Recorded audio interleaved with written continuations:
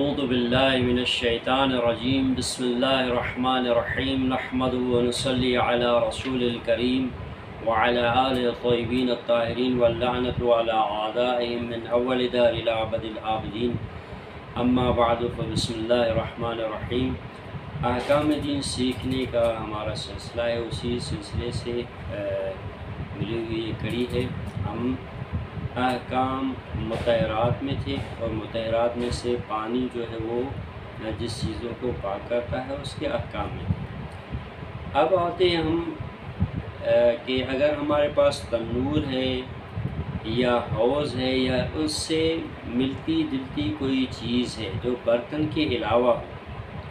تو اس کا اگر اندرونی حصہ پلید ہو گیا ہو تو اسے ہم پاک کریں گے۔ تو اسے پاک کرنے کے لیے کیا ضروری ہے برتن کی طرح 3 مرتبہ اس میں پانی ڈالا جائے، یا ایک مرتبہ پانی اگر ڈال دیں گے اور نجاست کی تمام حصوں تک پہنچ جائے گا اور اس پانی کو اگر نکال دیا جائے گا تو پاک ہو جائے گا؟ تو فرماتے ہیں کہ یہاں پر اگر تنور ہو یا حوض ہو یا اس سے ملتی جلتی کوئی چیز ہو اور اگر ہم اسے ایک مرتبہ پانی سے اس طرح دھوئیں کہ اس کے نجاست کی جگہوں پر، تمام نجاست کی جگہوں پر پانی پہنچ جاتا ہے تو وہ پاک ہو جاتا ہے۔ البتہ نیچے سے اس کو سوراخ کیا جائے یا گودالا سا بنایا جائے تاکہ پانی اس میں جمع ہو جائے، یا سوراخ کے ذریعے سے وہ پانی نکل جائے، یا جہاں جمع ہو گیا تھا وہاں سے کسی چیز سے فوم وغیرہ جیسی چیز یا کپڑے جیسی چیز یا کسی برتن سے نکال لیا جائے، تو وہ تنور یا حوض یا اس سے ملتی جلتی کوئی بھی چیز ہو جو برتن نہ ہو وہ پاک ہو جاتے ہیں۔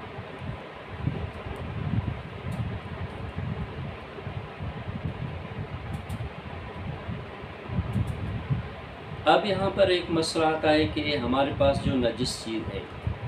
اس کو ہم گور پانی سے یا جاری پانی سے دھونا چاہتے ہیں قلیل پانی کے علاوہ، تو ہم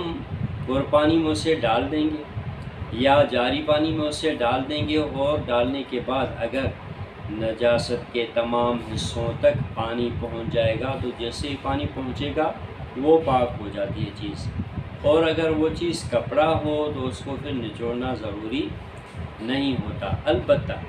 اگر وہ نجاست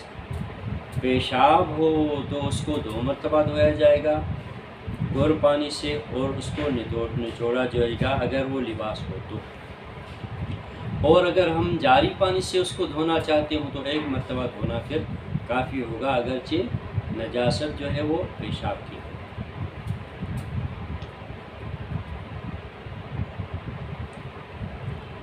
اب اگر ہمارے پاس کوئی چیز ہے جو پیشاب کی نجاست سے پلید ہو گئی ہے، اس کے اوپر ہم اتنے مقدار میں پانی ڈالتے ہیں کہ اس پر سے نجاست جو پیشاب کی ہے وہ مکمل طور پر دور ہو جاتی ہے، تو وہ چیز پاک ہو جائے گی کپڑے کے علاوہ۔ کپڑے کے علاوہ اگر ہمارے پاس کوئی چیز ہے جس پر پیشاب لگا ہوا ہے، اس پر ہم اس انداز میں 1 مرتبہ پانی ڈالیں گے کہ وہ پیشاب وہاں سے دور ہو جائے، تو پھر پیشاب کے دور ہوتے ہی وہ چیز پاک ہو جاتی ہے، یعنی 1 مرتبہ سے ہی۔ مگر اگر 1 مرتبہ سے پیشاب دور نہیں ہوتا ہے تو پھر دوسری مرتبہ ڈالنا ضروری ہوگا۔ خلاصہ کلام کہنے اس طرح سے پانی ڈالیں 1 مرتبہ ہو یا 2 مرتبہ کہ پیشاب کی جو نجاست ہے وہ دور ہو جائے۔ لیکن اگر وہ چیز کپڑا ہے تو اس کو 2 مرتبہ دھونا ضروری ہوگا، اور ہر بار نچوڑنا بھی ضروری ہوگا تاکہ اس سے دھون نکل جائے۔ دھون جو ہے وہ نکلنے کے بعد ہی، یعنی 2 مرتبہ نچوڑیں گے کپڑے کو، کپڑا ہو یا دری یا بچھونا ہو یا قالین وغیرہ ہو یا کپڑے کی دری وغیرہ ہو، تو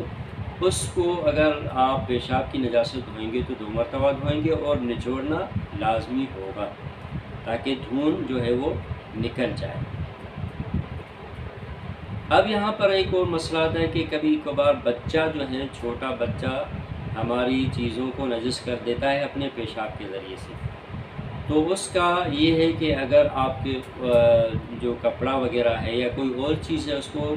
ایک مرتبہ اس طرح سے پانی ڈال دیں کہ وہاں سے پیشاب جو بچے کا ہے وہ مکمل طور پر صاف ہو جاتا ہے، تو وہ ایک مرتبہ دھونے سے ہی پاک ہو جاتی ہے۔ لیکن اگر وہ چیز کپڑا وغیرہ ہو تو پھر اس کو نچوڑنا ضروری ہوتا ہے۔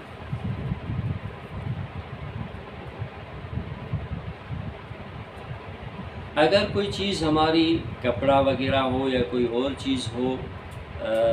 پیشاب کے علاوہ کسی اور نجاست سے نجس ہو جاتی ہے، تو پھر اس پر اس طرح سے پانی ڈالا جائے یا پانی میں اس کو اس طرح سے دھویا جائے کہ وہ عین نجاست دور ہو جائے۔ عین نجاست دور ہوتے ہی وہ ہماری چیز پاک ہو جاتی ہے، چاہے کپڑا ہو یا کپڑے کے علاوہ کوئی اور چیز ہو۔ البتہ یہاں پر جو ہے اس کو نچوڑنا بھی ضروری نہیں ہوتا۔ اگر ہم قلیل پانی سے دھوتے ہیں اس طرح سے کہ عین نجاست دور ہو جاتی ہے، یا گور پانی سے دھوتے ہیں اس طرح کہ عین نجاست دور ہو جاتی ہے، یا جاری پانی سے یا کنویں کے یا بارش کے پانی سے ہم اسے دھوتے ہیں اور عین نجاست دور ہو جاتی ہے، تو وہ پاک ہو جاتا ہے، نچوڑنا ضروری نہیں ہوتا۔ اگر ہم نجس چٹائی جو داغوں سے بنی ہوئی ہو گر پانی یا جاری پانی سے اگر دھوتے ہیں اور عین نجاست دور ہو جاتی ہے تو تب تو وہ پاک ہو جائے گی۔ لیکن اگر ہم قلیل پانی سے دھوتے ہیں تو 2 مرتبہ پیشاب کے علاوہ پیشاب کی نجاست سے 2 مرتبہ دھویا جائے گا اور نچوڑنا لازمی ہوگا۔ اور اگر پیشاب کے علاوہ کوئی نجاست ہے تو 1 مرتبہ دھونا لازمی ہوگا اور اس کو نچوڑنا ضروری ہوگا۔ یا تو اسے نچوڑا جائے اگر ممکن ہو، یا اگر نچوڑنا ممکن نہ ہو تو پاؤں سے اسے دبایا جائے تاکہ دھونے کے بعد جو دھون ہوتی ہے وہ نکل جائے اس طرح سے۔ اب ہمارے ہاں ایک اور مسئلہ پیش آتا ہے کہ کبھی کبھار ہمارا جو اناج ہے وہ نجس ہو جاتا ہے، چاہے وہ پیشاب کی نجاست ہو یا پیشاب کے علاوہ باقی نجاستوں ہوں، اس سے نجس ہو گیا۔ تو اب اس کے 2 صورتیں ہیں، یا تو اس اناج کا گندم وغیرہ کا ظاہری حصہ جو ہے وہ نجس ہو جاتا ہے، یا جو ہے ظاہر کے ساتھ ساتھ اندرونی حصہ بھی نجس ہو جاتا ہے، یعنی نجاست گیلی تھی اور اس کا جو ہے اس نجاست کے گیلے پن کی وجہ سے وہ نجاست ان دانوں کے اندر تک پہنچ گئی۔ تو اب اس کو اگر بیرونی حصہ یعنی باہر والا حصہ پلیت ہو گیا ہے تو گر پانی سے یا جاری پانی سے ایک مرتبہ دھونا کافی ہوگا۔ اسی طرح گر کے پانی سے 1 مرتبہ دھونا کافی ہوگا۔ لیکن اگر اس کا اندرونی حصہ پلیت ہو گیا ہے تو گر یا جاری پانی میں گر یا جاری کی پانی کے اندر اس کو اتنی دیر رکھا جائے گا کہ گر کا پانی یا جاری پانی اس کے اندر تک پہنچ جائے، دانوں کے اندر تک پہنچ جائے۔ جب تک وہ اندر تک نہیں پہنچتا اور اندر تک جہاں نجاست پہنچی ہے ان تمام جگہوں تک نہیں پہنچتا، تب تک اس کا اندرونی حصہ پاک نہیں ہوگا۔ البتہ قلیل پانی سے یہاں پر نہیں دھویا جائے گا، صرف اور صرف گر یا جاری پانی سے دھویا جائے گا۔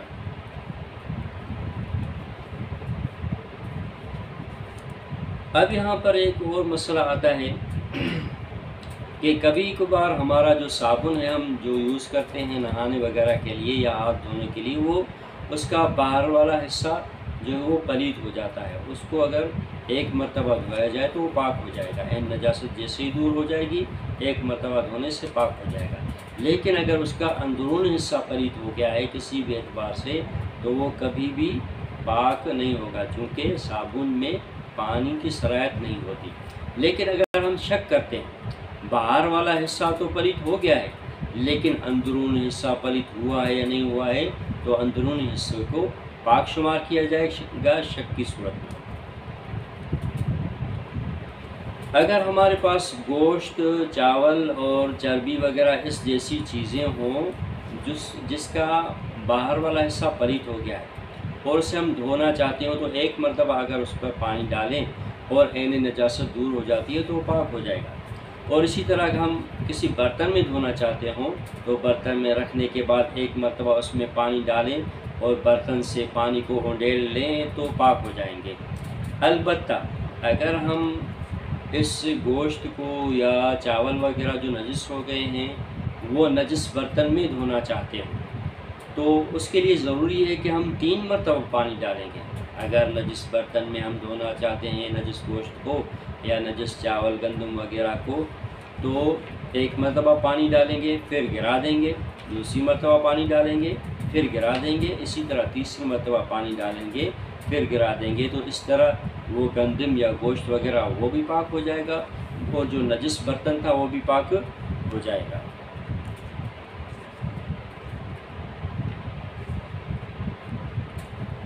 اب ہم اپنے کپڑوں کو نیل وغیرہ سے رنگ دیتے ہیں، تو نیل وغیرہ سے رنگنے کے بعد ہمارا لباس جو ہے کپڑے وغیرہ نجس ہو جاتے ہیں تو ہم اسے کل یا قلیل پانی یا جاری پانی سے اس طرح سے دھوئیں گے کہ نجاست کے تمام حصوں تک پانی پہنچنے سے پہلے مضاف نہیں ہو جائے۔ اگر نجاست کے تمام حصوں تک پانی پہنچ جاتا ہے اور مضاف نہیں ہوتا تو تب پاک ہو جائے گا، لیکن اگر نجاست کے اجزاء تک، نجاست کے حصوں تک پانی پہنچنے سے پہلے مضاف ہو جائے گا تو وہ پھر پاک نہیں کرے گا۔ بس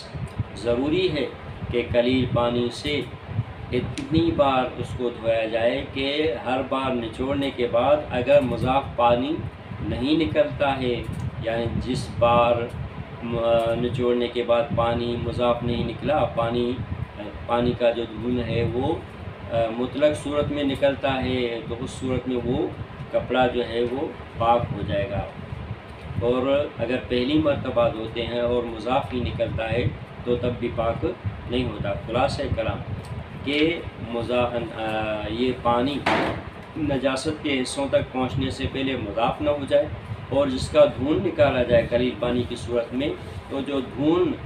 مطلق پانی کی صورت میں نکلتا ہو تب وہ پاک ہوگا،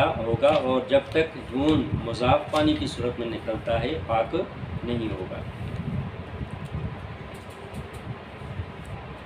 بعض اوقات ہم پانی سے اپنے کپڑوں کو دھوتے ہیں تو اس میں کائی وغیرہ نظر آتی ہے۔ نجس کپڑوں کو ہم پانی سے دھوتے ہیں اور پانی کی کائی جو ہے وہ کپڑوں میں لگ جاتی ہے اور دھونے کے بعد وہ نظر آتی ہے۔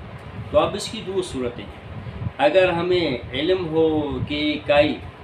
نجاست تک پانی پہنچنے میں مانع تھی تو وہ کائی دور کرنے کے بعد دوبارہ اس کو پاک کیا جائے، اور اگر ہمارے پاس علم ہو کہ کائی مانع نہیں ہے تو پاک شمار ہوگا، اور اگر احتمال ہو کہ مانع نہیں ہے تب بھی پاک شمار ہوگا، اور اگر احتمال ہو کہ مانع تھی تو اس صورت میں بھی دوبارہ کائی کو دور کیا جائے گا اور اس کپڑے کو دوبارہ دھو لیا جائے گا۔ اب یہاں پر عموماً یہ بھی مسئلہ ہمیں پیش آتا ہے کہ کبھی کبھار صابن یا مٹی جو ہے وہ کپڑوں میں نظر آتے ہیں۔ نجس کپڑا جس کو ہم نے پانی سے دھویا ہے تو صابن سے بھی دھویا تھا یا مٹی سے دھویا تھا، تو کبھی مٹی ہمیں نظر آتی ہے اور کبھی ہمیں صابن کے ذرات نظر آ جاتے ہیں۔ تو اگر ہمیں احتمال نہ ہو کہ یہ مانع تھے، یعنی ہمیں احتمال ہو کہ یہ مانع نہیں تھے نجاست تک پانی پہنچنے میں، تب وہ کپڑا پاک شمار ہوگا، اور اگر ہمارے پاس احتمال ہو کہ یہ مانع تھے نجاست تک پانی پہنچنے میں تو وہ کپڑا پاک شمار نہیں ہوگا۔ پہلے اس مٹی کو یا صابن کو دور کیا جائے، اس کے بعد اس کپڑے کو 1 مرتبہ دھویا جائے اور نچوڑا جائے تاکہ دھون اس سے نکل جائے۔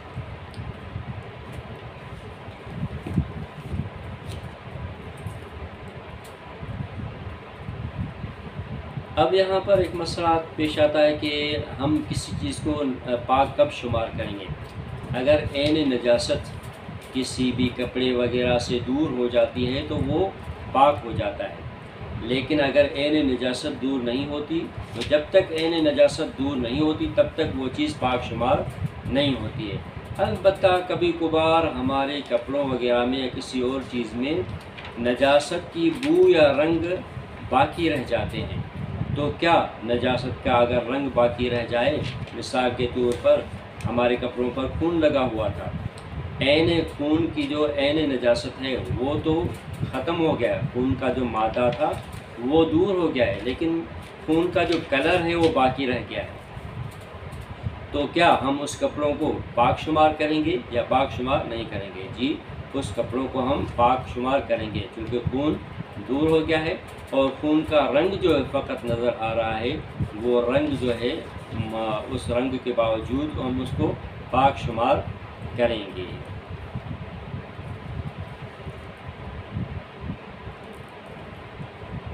اس کے بعد چند اور مسائل ہیں پانی کے متعلق، انشاءاللہ والحمدللہ رب العالمین۔